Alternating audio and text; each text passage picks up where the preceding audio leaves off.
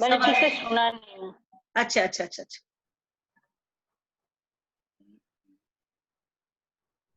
चलो सब कोई आ गए हैं। हाँ चलिए, नेहा, बातचीत तो बहुत नेहा, अच्छी जा रही थी। नेहा पूछेगी। हाँ ये रही नेहा, कुछ अनम्यूट करो। हाँ पूछो नेहा। आप बता रहे थे कि नेहा आवाज नहीं आ रही है। हाँ मैम आ रही है? हाँ हेलो, आ रही बोलो अब। अच्छा मैम हम पूछ रहे थे कि मतलब हर हर कैरेक्टर का जैसे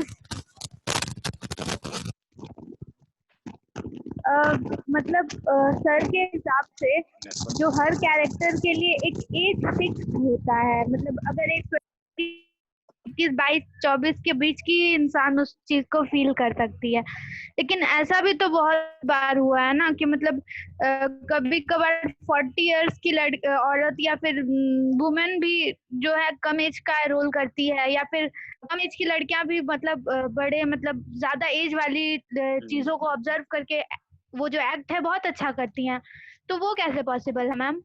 मैम नहीं, सर से पूछो।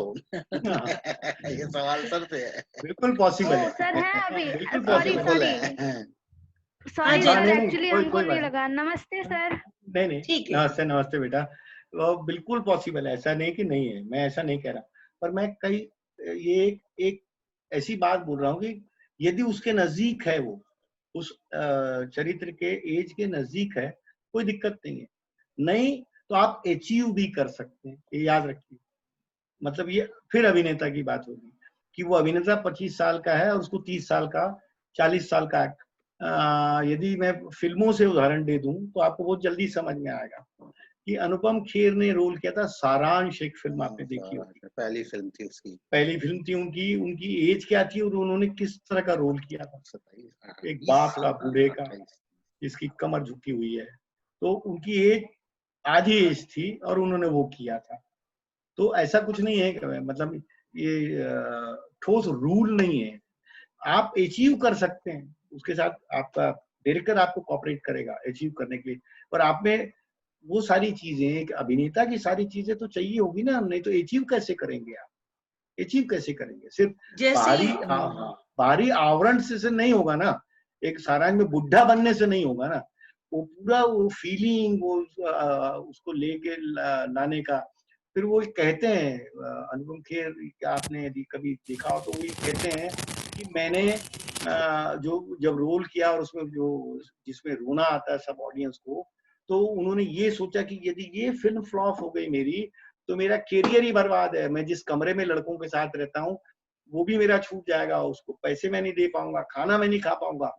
तो वो जो रोने वाला सीन है जिसमें वो चिढ़ते हैं, चिल्लाते हैं, जोर जोर की बोलते हैं, वो सारा उन्होंने बच्चे को याद नहीं किया, उन्होंने वो 80 को याद नहीं किया, उन्होंने वो याद क्या किया कि मेरे कमरा निकल जाएगा, मैं कल को मेरे को सड़क पे आ जाऊंगा, खाना कहाँ से खाऊंगा, वो सोच के वो रोल किया उन्होंने, वैसा डायलॉग वो बोला उन्होंने। तो इसलिए ऐसा बिल्कुल कतई नहीं है कि 35 साल ही चाहिए, नहीं तो फिर तो हम कोई भी नाटक नहीं कर पाएगा, कोई भी। हर सब बैठे रहेंगे कि अरे तो 60 साल वाले का है, इसकी उम्र 60 साल हो जाए तो मैं करता हूँ, ऐसा नहीं होगा। आप अचीव भी करते हैं, अचीव भी करते हैं। जी जी, इसी पर मैं आपको एक और उदाहरण दूं। हमारा नाटक है, मतलब कि जिन नेहा शायद तुमने नहीं देखा है, यादों की बुझे हुए सवेरे, ये मेरे निर्देशन में है और अजहर ने इसमें अभिनय किया है। अजहर की उम्र ये नाटक हमने किया था 2005 में किया था, यानी 15 साल पहले। 15 साल पहले अजहर अभी 52 के हैं, तो 15 साल की उम्र कम कर दो, यानी उस वक्त वो 35 के। और उस वक्त अजहर ने रोल किया था 75 साल के बूढ़े शाहजहां का। शाहजहां का वो शाहजहां की आखिरी रात थी। ये नाटक जो है यादों की बुझे हुए सवेरे, वो शाहजहां की आखिरी रात पर ही पूरा का पूरा आधारित है। और उस पर अजहर ने उस बूढ़े कैरेक्टर, बूढ़े शाहजहां को करने के लिए जिस तरह से कल्पनाएं की, जिस तरीके से अपने आप को ढाला, ये नाटक हमारे यहाँ उस वक्त के पूर्व राज्यपाल जो थे गोपाल कृष्ण गांधी, वो आए थे देखने के लिए। और एक छोटा सा इसमें एक ऐसा इंसिडेंट भी घटा जो मेरे लिए तो हमेशा के लिए यादगार है। मेरी माँ भी देखने आई थी, तो नाटक खत्म होने के बाद एज यूजुअल जब माँ सामने खड़ी है तो अजहर उनको नमस्ते करने के लिए झुके, तो मेरी माँ को लगा कि बूढ़ा आदमी उनका पैर क्यों छू रहा है। अरे नहीं नहीं, आप तो बुजुर्ग, आप ये क्या कर रहे हैं, आपने तो रुला दिया, आज तो आपने तो शाहजहां को हमारे आंखों के सामने खड़ा कर दिया। तो अजहर ने हंसते हुए दाढ़ी उतारते हुए कहा कि माँ मैं हूँ आपका दामाद अजहर। तो आप जयंत सर जो कह रहे हैं, आपको अचीव करना होता है, आपको अभिनेता के तौर पे जिन सारी चीजों को कमाना होता है, दिमागी तौर पर, शारीरिक तौर पे, सोच के आधार पे, अगर आप वो अचीव कर लेते हैं तो आप 75 साल का भी रोल कर पाते हैं। जैसे नेहा एक चरित्र का क्या होता है ना, नाटक में ऐसा तो नहीं होता कि वो बच्चा जन्मा, फिर कहानी आई, फिर बड़ा हुआ, फिर कुछ हुआ, फिर वो मर गया। वो तो कहीं से बीच से उसके जीवन को उठाया जाता है नाटक में। हर नाटक में एक चरित्र का कहीं बीच का कोई भी एक पैच होता है, तो उसके पहले की क्या कहानी है उसकी, उसके बाद क्या कहानी है उसकी।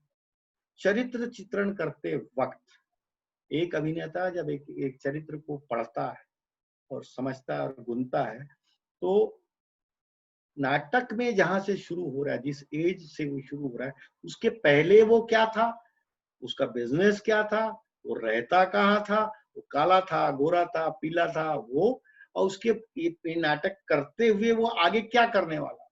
यदि इतनी कहानी आप अपने चरित्र की लिख लो कागज में, तो आपको चरित्र करेक्ट समझ में आ जाएगा। वकील है तो एक सामान्य, और वकील घर में काला कोट नहीं पहनता है। तो आप घर की कहानी कह रहे हैं कि कोर्ट की कहानी कह रहे हैं। कैसे देखिए, एक कॉस्ट्यूम से कैसे चरित्र पकड़ा जाता है। कोरोना के सारे कॉस्ट्यूम से आजकल ड्रेसेस हैं, सब पहन के कर रहा है। वकील का अलग है, डॉक्टर का अलग है, इंजीनियर का अलग है, कॉर्पोरेट वाले का अलग है, एक भिखमंगा अलग है। आप उसको सिर्फ पहना दो और वो भिखमंगा हो जाएगा, और सिर्फ पहनाने से नहीं होगा, उसका चरित्र उसमें आना चाहिए। डॉक्टर के वो सारी चीजें आनी चाहिए कि वो कैसे बिहेव करता है अपने स्टेथोस्कोप के साथ। वकील की वो सारी चीजें आनी चाहिए कि वो कैसे बिहेव करता है कोर्ट के साथ, वो घर में कैसे बिहेव करता है, और फिर वो चरित्र कहाँ पे है आपके नाटक में। इसलिए कोई ऐसे इशू नहीं है कि भैया 20 साल की लड़की 40 या 60 साल का नहीं कर सकती, ऐसा कुछ नहीं। 50 साल की औरत भी 20 साल की लड़की का रोल कर सकती है, यदि उसमें वो सारी चीजें, समझदारी, सारी चीजें होता है। कोई दिक्कत, बहुत सारे नाटक है ऐसे, जी जी। बहुत सारे नाटक है। हाँ। और उसी नाटक में यादों के बुझे हुए सवेरे में अजहर ने 75 साल का किया, और उसकी बेटी है नूरजहां, शाहजहां की, उसकी उम्र उस नाटक में लगभग 55 वर्ष की थी। तो बेटी का रोल किया मैंने। हम दोनों दिखने में तो एक ही आकार प्रकार के हैं, लेकिन मैं 55 साल की पूरा दिख रही हूँ, अजहर पूरे 75 के दिख रहे हैं। ठीक उसी तरह हमारा एक नाटक है पतझड़।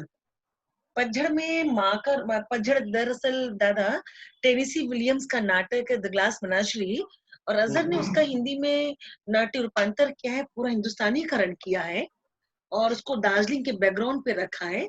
तो इसमें गायत्री का जो रोल है, यानी जो माँ है अमेंडा विंगफील्ड, वो शुरू पहले दिन से मैं करती आ रही हूँ। ये नाटक हमने सबसे पहले 2001 में खेला, फिर 2004 में उसको 2007 में उसको वापस रिवाइव किया।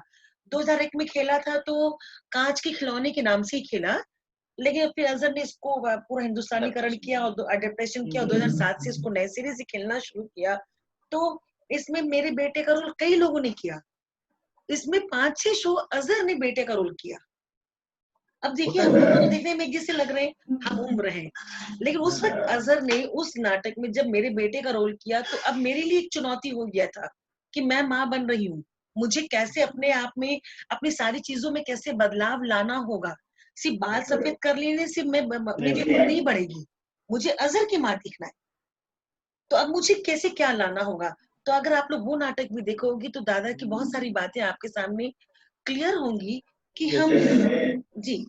मैं एक और उदाहरण देता हूँ। जी विजया मेहता हिंदुस्तान की बहुत बड़ी डायरेक्टर है, जी जी और उन्होंने फिल्में भी की हैं, एनसीपीए की डायरेक्टर रही हैं। वो एक प्ले करती थी बैरिस्टर। जी। तो कैसे देखिए, अब मैं अभिनेता की ये सब चीजें जो बोल रहा हूँ वो सिर्फ अभिनेता के लिए बोल रहा हूँ, डायरेक्टर की बात नहीं कर रहा हूँ। पर डायरेक्टर कैसे चुनता है और अभिनेता कैसे समझता है।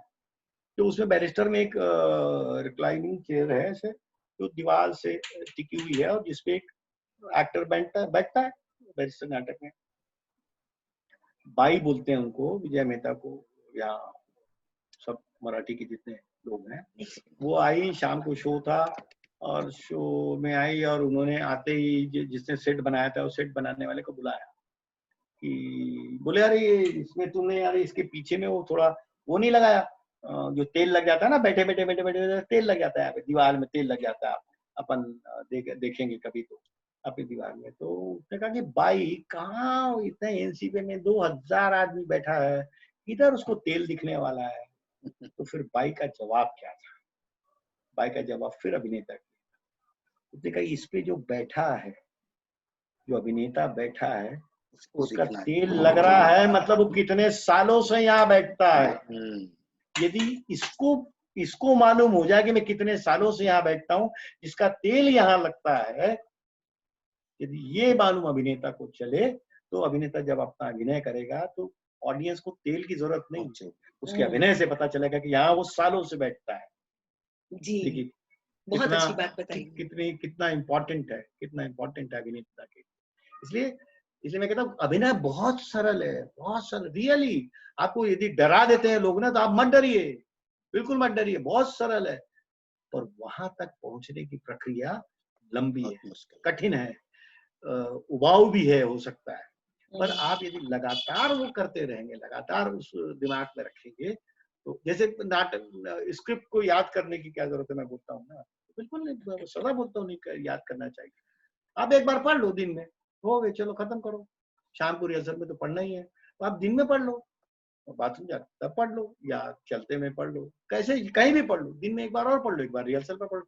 और उसका भावार्थ समझो, भावार्थ समझो और पढ़ते रहो, अपने आप वो शब्द आपको याद आ जाएंगे, भाव आपको याद आ जाएगा। तो अभी हम क्या करते हैं, मेरा डायलॉग तो पढ़ लिया, सामने वाले का पढ़ने का ही नहीं है। अरे सामने वाले के डायलॉग का ही तो जवाब मेरा है, हमको सामने का ही भाव नहीं मालूम, तो हम अपने डायलॉग को भाव से कैसे बोलेंगे भाई। तो इसलिए इसीलिए ये सब चीजें ऑब्जर्वेशन में आती है, ये सब चीजें मैं जो 4-5 चीजें थोक बोली ना, सब उसमें आता है। मैं आपको लिस्ट बना के भी दे सकता हूँ, मैं आपको एक पॉइंट का, मतलब एक पॉइंट यदि मैं बात करूं अभिनेता के शरीर पे, तो कम से कम कुछ नहीं मरी हालत में बहुत कम भी कर लेंगे हम, तो कम से कम 10 दिन चाहिए एक अभिनेता के एक नस पे बात करने कि ऐसा करने से क्या होगा, ऐसा करने से क्या होगा। अब इसके साथ बॉडी भी चेंज हो रही है, ये भी चेंज हो रहा है। आप ये क्यों नहीं समझते हैं, कोई भारतीय अभिनेता क्यों नहीं समझता, एक संगीतकार, एक गायक, एक क्रिकेटर, उन सबके लिए उन लोग सब रियाज करते हैं, एक अभिनेता क्यों नहीं रियाज करता है? वो नहीं करता है, उसको लगता है सबसे सरल काम है, और मुझे लगता है सबसे डिफिकल्ट काम है। इसीलिए समाज में अभी उमा जी की हमारी किसी दूसरी जगह बात होती है, समाज में अभी भी थिएटर की जो इज्जत चाहिए ना, इंजीनियर की इज्जत है साहब, डॉक्टर की इज्जत है, मैं थिएटर करता हूँ मेरी इज्जत क्यों नहीं है भाई, मैं सिनेमा करता हूँ इसलिए मेरी इज्जत है। मैं यदि आ रहा हूँ, आप कहीं बोलेंगे जैन देशमुख को बुला रहे हैं, तो अभी आज की आदत है ना गूगल सर्च करना, अब जब गूगल सर्च करेंगे बड़ी बड़ी फिल्में पोस्टर आएगा कि जैन देशमुख ने किया है, तो आपका इंटरेस्ट जैन देशमुख थिएटर वाले से नहीं है, जैन देशमुख फिल्म वाले से। जैन देशमुख अभी कई जगह मैं प्ले करने जाता हूँ तो मेरा बड़ा पोस्टर लगाते हैं आलोक के बदले, आलोक का लगाते ही नहीं, वो कहते हैं जैन देशमुख ये फिल्में इन्होंने की है, इन्होंने डायरेक्ट किया है। तो आप देखिए, ठीक है, उसका फायदा मेरी नाटक को होता है तो उसमें कोई बुराई भी नहीं है, पर देखिए आपकी कैसे, मैं जब FTI पढ़ाने जाता हूँ, मैं जैसी कार मेरी बिल्कुल उसके सामने खड़ी होती है, मैं अंदर घुसते सबसे पहला वर्ड बोलता हूँ, गूगल सर्च कर लिया आप लोगों ने? हाँ, अभी मैं पढ़ाने लायक हूँ कि नहीं हूँ? यदि नहीं हूँ, ये मेरी गाड़ी खड़ी, मैं बैठा और चला, मैं, मुझे कोई प्रॉब्लम नहीं है, क्योंकि जिस FTI ने मुझे एडमिशन नहीं दिया, वहां अब मुझसे टाइम मांगते हैं कि आइए पढ़ाइए आप। तो वो उसका कारण, मैं इसको बहुत बड़ी बात नहीं मानता हूँ, पर उसका कारण है मेरा प्रैक्टिकली काम करना। मैंने कोई मतलब टेक्निकल सीखा नहीं आर्ट डायरेक्शन, पर मैं करते करते करते करते मैंने इसलिए जो मैंने अभिनेता की भी जो व्याख्या की है, मैंने सब प्रैक्टिकल व्याख्या की और ये सबसे सरल व्याख्या है। जी आप एक्टर प्रिपेयर्स निकाल लोगे, फिर ब्रेक सही का सही। ये कर लोगे, फिर वो पढ़ने लगोगे फंस जाओ। दादा मुझे तो आज तक समझ में ही नहीं आया। मैंने आज तक पढ़ी नहीं है। मैंने भी नहीं पढ़ी। मैंने बिल्कुल नहीं पढ़ी है। मैंने जो अपना एक्सपीरियंस हुआ उसी एक्सपीरियंस से काम किया। जरूरत नहीं बेसिकली बाद में आप जब आपने मैं अभी नट सम्राट को ना गिन देता हूँ, पूरे बांट देता हूँ पूरी दुनिया के सारे क्या थ्योरीज है ना, और पूरे नाटक को थ्योरी में बांध देता हूँ कि देखो यहाँ पे ये थ्योरी है, यहाँ पे भरत मुनि है, यहाँ पे ब्रेख्त है, यहाँ पे ये है। वो बाद में मैं कर सकता हूँ, जानता हूँ। पर मैं नाटक करते समय कैसे होना, मैं अब ब्रेख्टियन थ्योरी में नाटक करूंगा, अबे ऐसे कैसे हो जाएगा। नाटक कर, वो अपने आप बैठता है। फ्रिट्स दुनिया का बड़ा, फ्रिट्स बैनविट जो है जर्मन के थे और ब्रेख्त के साथ रहे हुए हैं, हम लोगों के साथ उन्होंने शेक्सपियर और ब्रेख्त के 3-4 प्लेस किए। उस आदमी ने मेरे तो कम से कम पर्सनली मेरे चक्षु खोल दिया। उन्होंने कह दिया कि अरे भाई कहाँ सोच रहा है, क्या पढ़ रहा है, मत तू ये पढ़, ये है तेरी दुनिया, ये पढ़ लेगा सब हो जाएगा। और मैं उसी एक्सपीरियंस से बोलता हूँ, वो एक्सपीरियंस मेरा काम आता है और हर जगह काम आता है। थिएटर मेरा सिनेमा में भी काम आता है। मैं आज एक खाली जगह पे 700 बाई 700 की जगह पे सारे चैनल के लोग या फिल्म के लोग खड़े होते हैं और मैं कहता हूँ 5 करोड़ रुपया लगेगा, 4 महीने लगेगा इसको बनाने में, और इसका हाइट 180 फीट ऐसा होगा, 400 फीट ऐसा होगा। जिससे ये कॉन्फिडेंस थिएटर से आया, सिनेमा से नहीं आया, ये थिएटर से आया। कि बिना कुछ मालूम, अभी ड्राइंग भी नहीं मालूम मेरे को, और मैं ये कॉन्फिडेंस मेरे में आ गया, वो थिएटर से आया। इसलिए ऑब्जर्वेशन बहुत इम्पोर्टेंट है। अच्छी बातें, बहुत अच्छी बात लगी जयंतदा।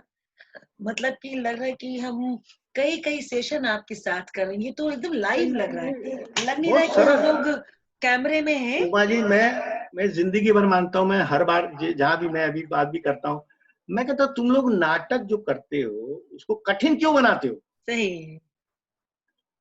लहरों आषाढ़ का एक दिन मेरे दोस्त ने डायरेक्ट किया, अरे इतना सरल नाटक है यार, इतना सरल नाटक है, तू उसको कठिन क्यों बना दिया, तू उसको मार्क्सवादी क्यों बना रहा है के चक्कर में। पर एक्सपेरिमेंट, कभी भी एक्सपेरिमेंट ऐसा नहीं होता है कि आपने कुछ भी एक्सपेरिमेंट कर दिया। मतलब मैं एक्सपेरिमेंट कर रहा हूँ, अभी मैंने नट सम्राट में पीछे एक चक्का लगा दिया, बोले क्या साहब ये इनकी प्रकृति का नियम है, मनुष्य का नियम। अबे तो तूने सोचा है, तूने सोचा। यदि वो प्रकृति का नियम, मनुष्य का नियम ऑडियंस नहीं समझ पा रही है, चक्का फेंक दे, जरूरत ही नहीं उसकी।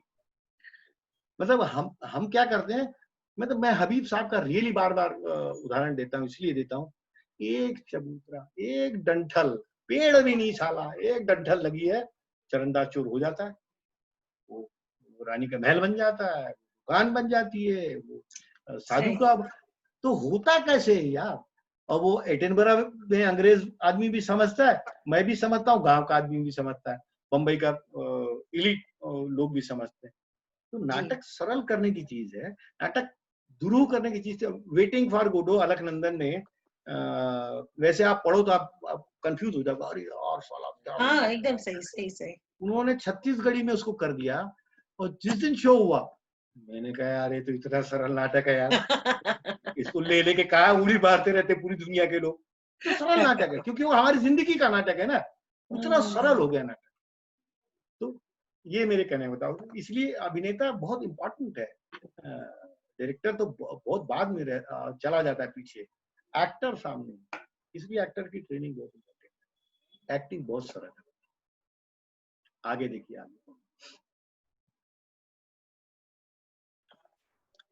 तो मेरे ख्याल में ऑल एक्टर्स आप लोगों ने बहुत अच्छी बातें सुनी, और एक्टिंग पे एक डिटेल लेक्चर मेरे ख्याल में अब तक का जितना सेशन था उसमें ये आज बहुत ज्यादा और भी आप लोगों के सामने स्पष्ट हुआ, चीजें बहुत सामने में आई। और बस अब लॉकडाउन में जितना इस तरह से, जब तक हम लोग फ्लोर पे नहीं आते हैं, इस तरह से हम जितना सीख सकें अपने सीनियर्स से, और ये सीखने हमारे के लिए बाद आपको अपनी रियाज, जैसे भी कहा ना कि सबका वैल्यू, सबका महत्व है। हम एक्टर का वैल्यू क्यों नहीं होता है? क्योंकि हम तो रियाज ही नहीं करते हैं। हम खुद ही अपने काम को हल्के में लेते हैं। अरे शाम को कर लेंगे ना रिहर्सल, अच्छा आजकल तो रिहर्सल हो नहीं रहा, क्या करना है नाटक? नहीं, आपको अपना प्रैक्टिस, आपको अपना अभ्यास, आपको अपना रियाज हर रोज करना है। और जो जितनी बातें आप यहाँ सीख रहे हैं उसको आपको रियाज मिलाना होगा, तभी वो उमा चीजें जी, आपके लिए उपयोगी होंगी।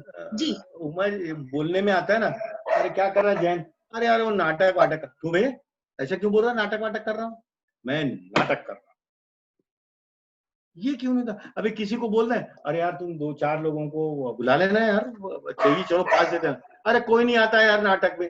अबे तुम जो काम कर रहे हो उसमें भी 4 आदमी नहीं ला सकते, पान की दुकान खोलना भाई, नाटक कहाँ कर रहे नहीं, एक हो? ऐसे हिंदी रंग जो है, हिंदी रंग पट्टी जो है, इसमें ऐसे इतने भरे पूरे लोग हैं जो हिंदी को ही नुकसान पहुंचाते हैं। राइट सही अरे कहा आपने। अरे वो जैन देश, उसको क्या आता है साले को यार, उसका नाटक क्यों देखे?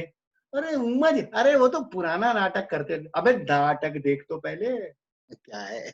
मुश्किल यही है कि हम दूसरे का नाटक नहीं देखते, बाहर बैठे हुए अपना गपिया, ना ना वो अच्छा नहीं करते, अच्छा उनका हो गया यार, अभी हो गया ना, कर दिया उन्होंने। अरे ये जो भावना है ना, ये भावना भी इसलिए यंग लोगों में पैदा होती है क्योंकि हम भी ऐसी बात करते हैं। सही। हम यदि बहुत। दूसरे नाटक देखने नहीं जी जाएंगे जी जी। तो वो नया बच्चा कैसे जाएगा? तो हमको देखना बहुत जरूरी है, हमको बात करना बहुत जरूरी है नाटकों के बारे में। मत मत उसको बड़ी क्या होता है शुरू में ऐसे मीटिंग करके ना, ब्रेख्त ऐसा था, वो वैसा था, अबे बहुत कहाँ है, थ्योरी पे, डरा रहे हो, हाँ थ्योरी पे डरा इतनी देते हैं बात हो जाती है कि मैं इसलिए प्रैक्टिकल हाँ, डरा देते हैं लोगों को, अरे वो खेल है यार, नाटक खेल है, खेलना है बस उसको, और क्या है? वो खेलने के लिए जो आपको तैयारी करनी है वो तैयारी कर लो, बाद में खेलो, फिर आपके हाथ में, खेलते रहो, ऑडियंस को घुमाते रहो, जो पहला डाला बोल के भूल जा, फिर आलोक करता है नट सम्राट में, पूरी टीम गुड़ु गुड़ु गुड़ु करते रहती, वो मेरे को मालूम है, सबको तो नहीं मालूम ना, पर वो पीछे ले जाता है, फिर आगे ले आता है, फिर भूल जाता है, फिर कुछ करता है, फिर इन लोग मैनेज करते हैं, पर वो खेलने लगते हैं, बाकी सब क्योंकि वो रच बस गए हैं, रच वो बस सब गए। कुछ, हाँ वो उनको आ गया है खेलना, तो वो हाँ खेलने के लिए, क्रिकेट के लिए ऐसा तो नहीं जैसे चले बैट पकड़ा के, प्रैक्टिस करनी हाँ, पड़ती गए है ना। अपना अपनी पारी खेले, आउट हो गए, आ हाँ गए। हाँ हाँ, टेनिस के लिए प्रैक्टिस करनी पड़ती है, हर चीज के लिए प्रैक्टिस करनी पड़ती है, 3-3 4-4 साल लगा के मेडिकल साइंस पढ़ते हो आप, इंजीनियरिंग पढ़ते हो आप, और थिएटर में आपको 4 दिन में ही एक्टर बनना है।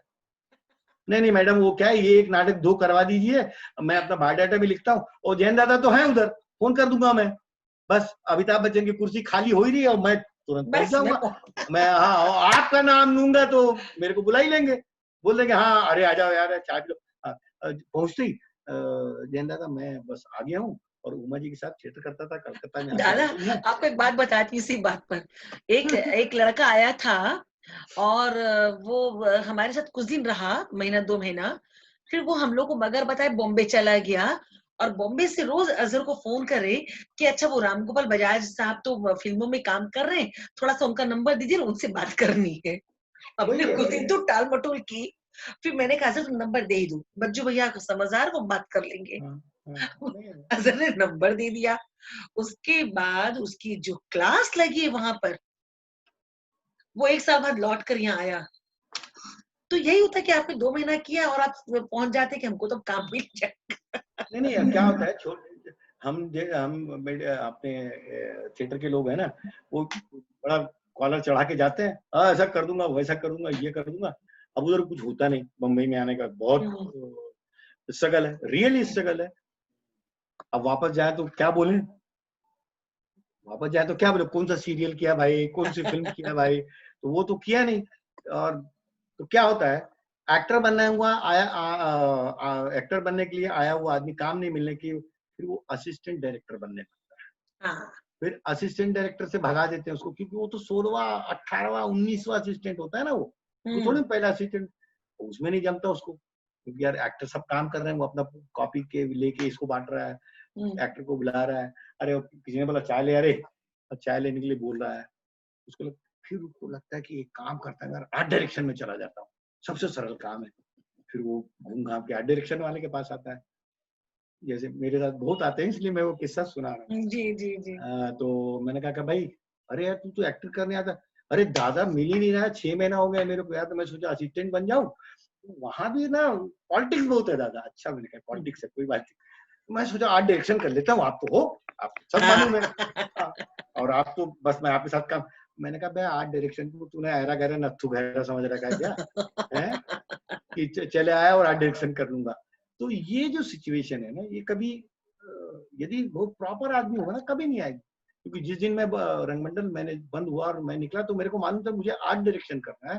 मुझे मैं एक्टर अच्छा हूँ भी नहीं और एक्टर हूँ नहीं, तो मैं क्यों वो करूंगा, मैं उस पर क्यों मेहनत करूँ।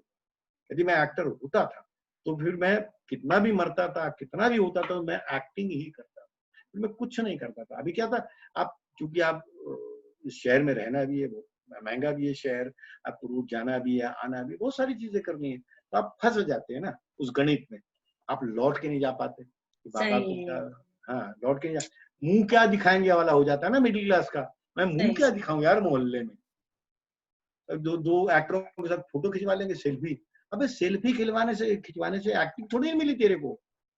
वैसे तो मैं 1000 करोड़ फोटो लगा सकता हूँ, इतने काम कर लिए मैंने, वो नहीं होता है। इसलिए हम सदा मैं कहता हूँ, जब भी मैं बात करता हूँ इस तरह की बात करता हूँ, मैं कहता हूँ आप अपने आप को इतना इक्विप्ड कर दो कि जब आप खड़े रहो, आप अपने दोनों पाँव पे खड़ा रहो, और जो चरित्र आपको दिया है आप ऐसा करो कि उनको लगे आ यार क्या बात है। आपका आप थिएटर से गए हो तो एक एक इज्जत तो है इस शहर में थिएटर वालों की, पर ऐसा मत हो। हाँ कहाँ तूने थिएटर किया था, अरे वाह वो तो मैं NSG के है ना वो उमा जी, उनके साथ थिएटर किया था। अब तू साले गंदा करेगा तो तेरा तो है ही लोचा लपाटा, तूने उमा जी का नाम भी बदनाम किया। 101% है। मेरे को नंबर देने से, मैं बहुत ईमानदारी से बता रहा हूँ, मेरे पास सारे लोगों के पर्सनल नंबर है क्योंकि मैं काम करता हूँ उनके साथ में, उठता बैठता हूँ। तो मैं इतना डरता हूँ कि मेरे को बहुत बार टेस्ट करना पड़ता है कि ये साला सही है कि नहीं, क्योंकि कई लोगों को हम नहीं जानते। पता चला दे दिया, वहां गया और वहां हग दिया, और बाद में गाली मैं खा रहा हूँ।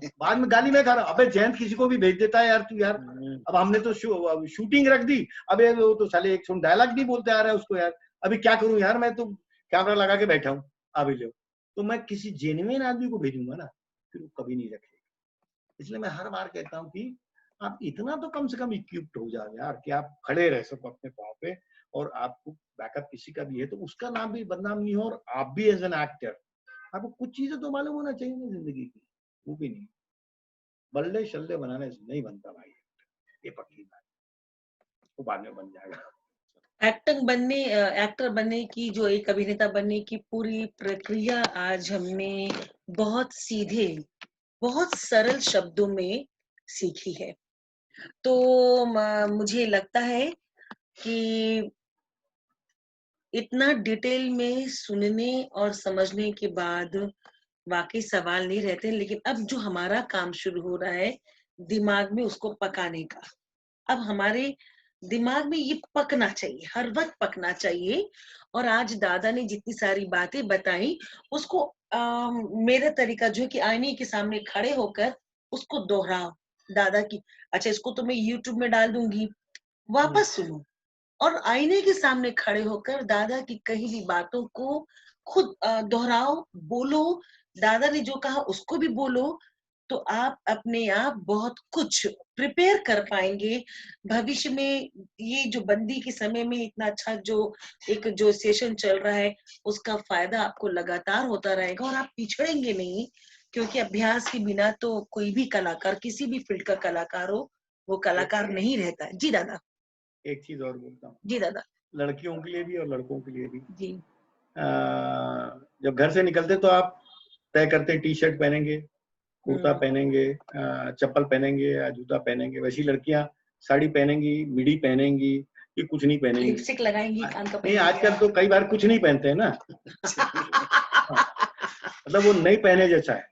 जी। कहने का मतलब मेरा ये कि जो आप रोज के लिए तय कर रहे हैं ना, आप अपने घर में हाई हील की चप्पल पहन के चलो और जीन्स पहनो। आप अपने घर में स्लीपर पहन के सलवार कुर्ता पहनो और चलो। अब अपने घर में नंगे पांव लहंगा पहनो और चलो, तीनों के चलने में फर्क है, तीनों जी। की बॉडी लाइन में फर्क है।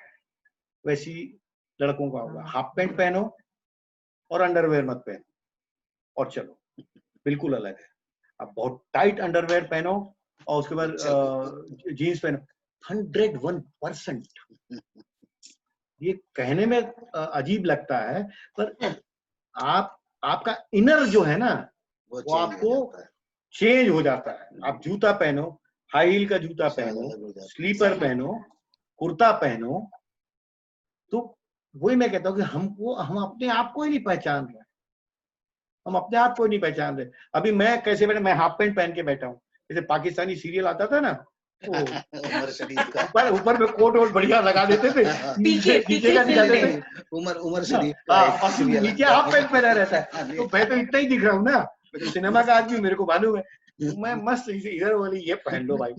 तो पर मेरे लिए क्या कंफर्टेबल है, मैंने जैसे अपना ड्रेस चुना, बहुत कम समय बचा है, मैं अभी लास्ट में बोलते बोलते कर, मैंने अपने लिए जो मैं जनरली पहनता हूँ, एक टी शर्ट पहनता हूँ और मैं हाफ पैंट पहनता हूँ, कैप पहनता हूँ और जूता पहनता हूँ जी। जूता और स्पोर्ट शूज जैसा पहनता हूँ। हाँ, जब कलकत्ता आप आए थे तो आप उसी तरह से थे। क्योंकि मुझे कहीं भी काम करना पड़ता है, मैं जिस तरह के वर्करों के साथ काम करता हूँ, तो मैं कहीं भी बैठना पड़ता है, कहीं भी काम करना पड़ता है।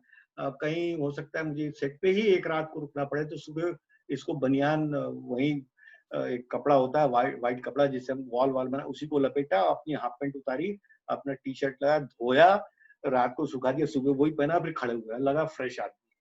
तो मैंने अपने प्रोफेशन के हिसाब से उसको चुना है।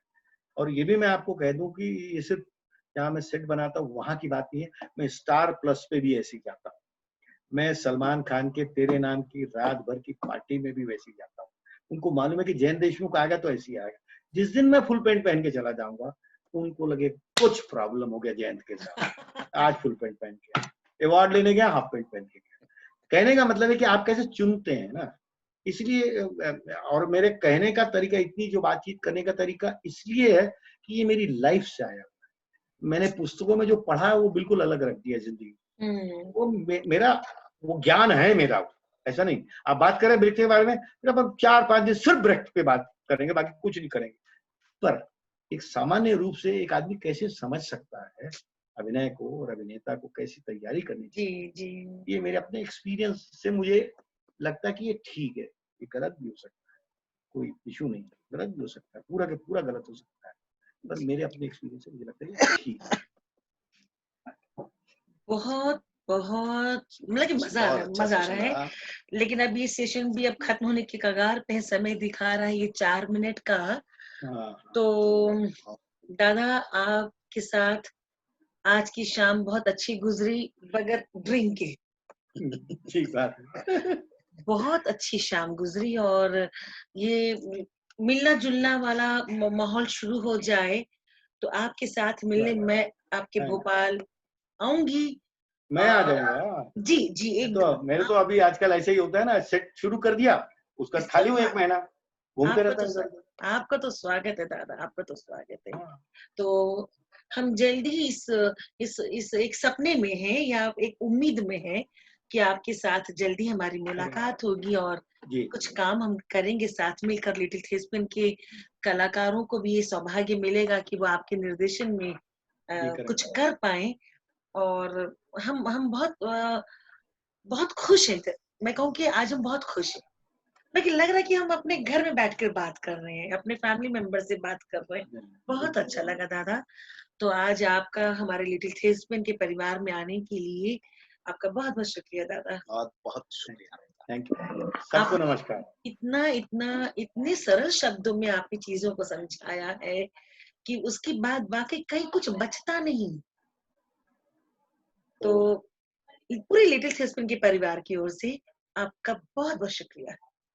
धन्यवाद जी, फिर हम लोग मिलेंगे। नमस्कार। नमस्कार भैया।